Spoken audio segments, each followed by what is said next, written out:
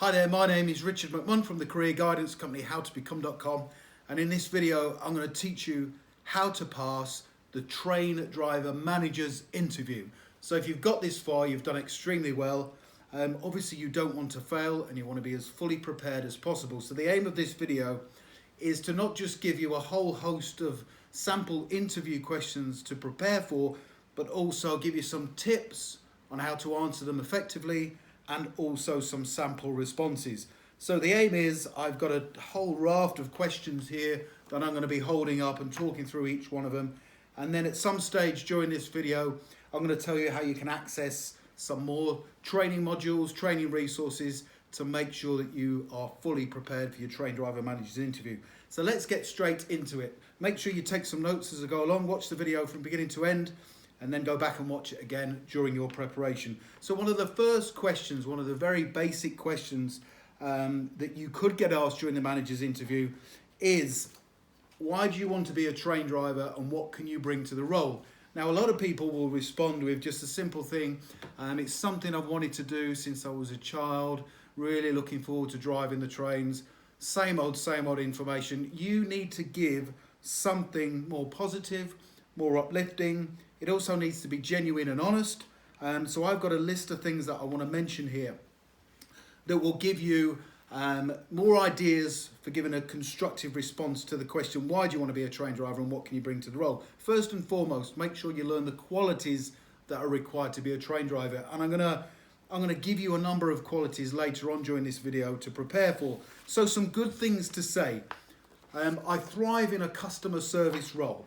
Okay, a customer-centric role. It is a customer-centric role. You'll see on the news that a lot of train operating companies are coming under pressure from customer focus groups, trains not running on time, trains being cancelled. It's a customer-centric role. And even though you are a train driver, you are also there to deliver a high level of service. So I recommend that you mention about the fact that you enjoy, providing you do, working in a customer-centric role.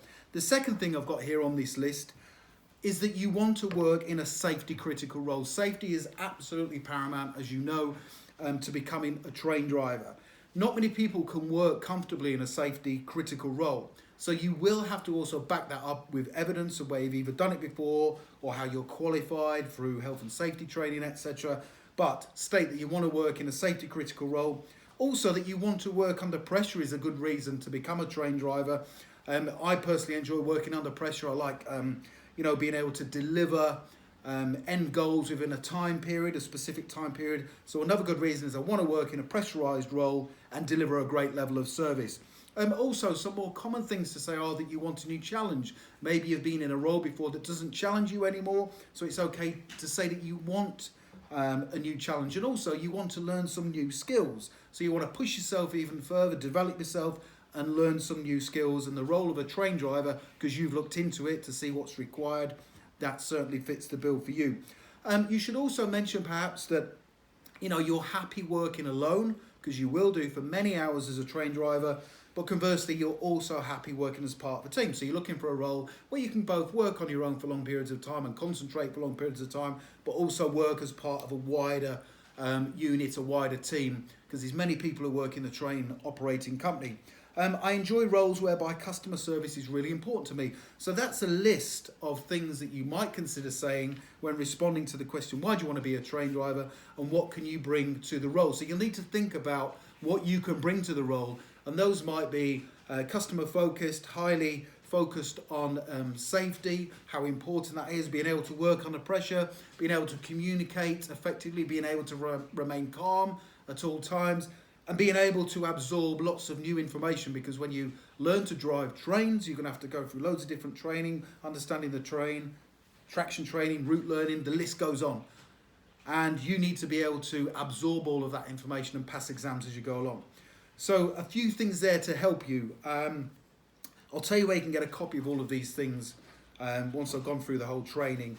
So I'll tell you where you can download all of this information so you don't need to write much of it down. Let's have a look at another question. Okay, this is a real tough question for the train driver manager's interview. If you were driving a train and you came across an obstacle in the track, what would you do and why? Okay, so if you were driving a train, you came across an obstacle on the track, what would you do and why? Some people would respond to that question and say, well, I don't know because I've not been in that situation before. And everyone who goes to interview won't have been in that situation. But it's looking to see how you would react to that kind of scenario. So my response would be based around, although I've not been through that situation before, first and foremost, I would follow my training. Okay, whatever I did, it would be safety critical. I would be thinking about the people who are on the train. I would make sure that I remained calm. I followed the rules and procedures, so I would follow my training. I'd communicate in a calm manner. I would let the relevant people know at the control centre about this situation. I would bring the train to a safe stop. So those are the kind of things that you could say when responding to that question. But the critical part is to make sure that you remain safe, you follow your training, and you abide by the health and safety policies of the train operating company. And remember, safety is critical, and the safety of the train is important, but also, more importantly, the safety of the passengers that you are carrying. Okay, so that question, be prepared for it. If you were driving a train, you came across an obstacle on the track, what would you do and why would you do it? Question number 2, what are the missions and aims of this train operating company? Now, unless you know about the train operating company that you've applied for and you've done your research, you're not going to be able to answer that. So the important thing there is to go on the website for the train operating company, the TOC that you're applying for, and have a look for their missions and their aims. And they can come in many different varieties. There might be a customer service charter or policy on their website.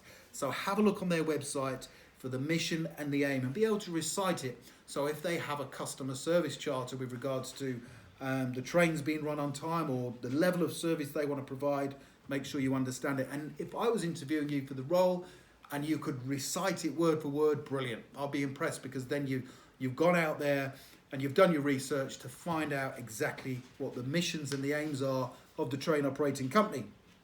Okay, another question for the manager's interview. How would you feel about working on sociable hours, weekends and shift work? A lot of people think they're prepared for shift work, but having done it for many, many years, I can assure you it takes its toll. So you have to mentally prepare for it, but you also have to have the support of either your partner or your family, okay? So I would say, yes, I'm fully prepared for this. I do not mind doing it. In fact, I want to do it. That would be a good response. I've been used to having an office role where it's 9 to 5 and it doesn't appeal to me anymore.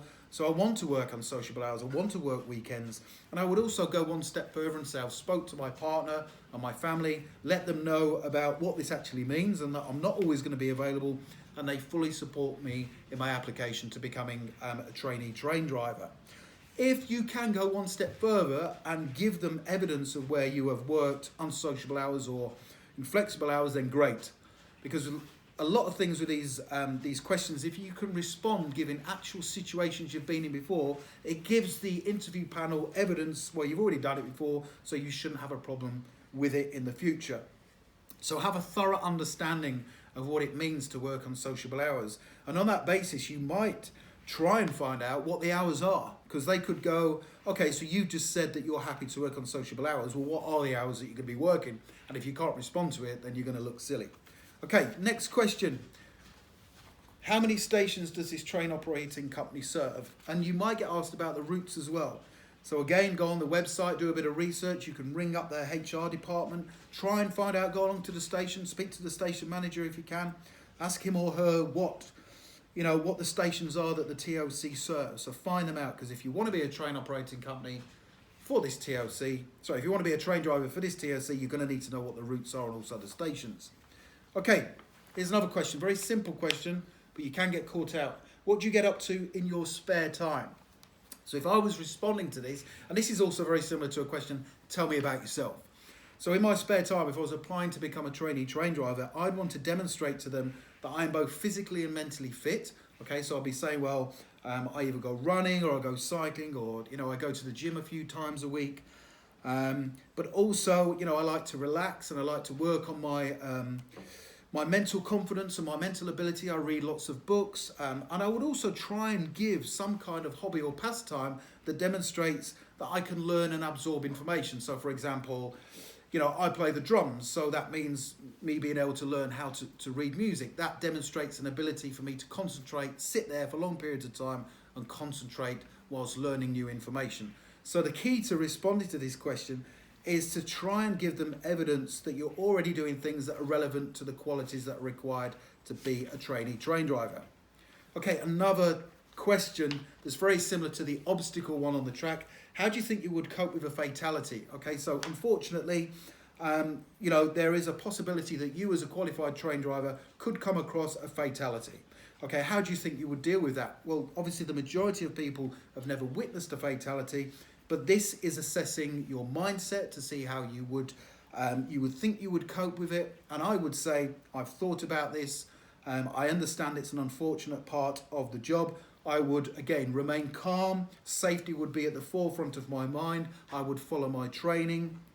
And I would follow the rules and procedures of the train operating company. But it's an unfortunate part of the job that you have to be prepared for. So it's not something that you can test for, and therefore you need to think about whether you would be comfortable in that situation.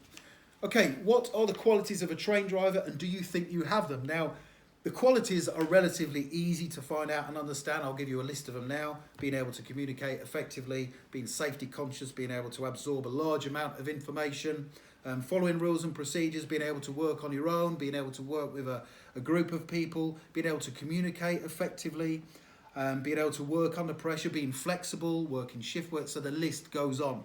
But the second part of the question is, do you think you have them? So I don't recommend you sit there and go, yes, I do have these qualities. Don't just say that, but back it up with evidence if you can. So you could say, for example, I'm great at working on my own. I already do this in a previous job or a current job, or I'm great at working under pressure. For example, I recently did X, Y, and Z. And if you look on YouTube here for my other videos about constructing train driver interview question responses, you'll find the STAR interview technique, which is structuring your responses using situation, task, action, result. So therefore you can give a thorough response, making sure that you cover all of the details in the question, and it makes sure it's structured correctly, but you are also responding specifically. And what I mean by that is you're giving an example. You're not saying, yes, if I had to communicate effectively, this is what I would do. You're giving evidence of where you've done it previously. Okay, next question. What challenges do you think this train operating company are currently facing? This is being aware of current affairs, so you can look at the news either on the website or on the television about train operating companies. At the time of this video is being made, a lot of TOCs are coming under pressure for cancelled trains and allegedly not being run properly. So you need to be positive, but you also need to show an awareness of what's going on. So I would say at the moment, there's lots of problems with trains trying to run on time, and my job as being a train driver would be to make sure I turn up on time to work, make sure I follow my training and procedures, and make myself available and be flexible, because if a train driver goes off sick, you're going to want people to come in, and I am prepared to do that. So it's understanding the challenges, but also responding to them as they would expect you to as a trainee train driver. So go onto their website, find out what kind of challenges they're facing right now, but also go along to the train station, try and speak to the manager of the train station to find out what challenges they are facing as part of the train operating company. So that's just a quick snapshot of some of the questions. If you click this link below the video, it'll take you through to our blog, where you can find a whole list of these written out and also some tips on how to pass them. Also, if you want to accelerate your learning further, make sure you're even more prepared, because you're going to be up against a lot of people for that job as a trainee train driver. I recommend you get a copy of this train driver interview questions. It gives you sample questions, sample responses. There's also this other book as well. These are available on the website below the YouTube video, so click the link. I hope you've enjoyed that. Please do give the video a thumbs up. I would very much appreciate that if you did. Don't forget to subscribe to the YouTube channel, because then you'll get notified as soon as I create further videos. And if you've got any comments or questions, please put them in the section below the YouTube video, where you can add your own questions. And if you want me to do a video on any specific questions or any kind of role relating to trainee train driver, please let me know and I'll do it. Thank you very much for watching, and I wish you all the very best in your pursuit to becoming a train driver.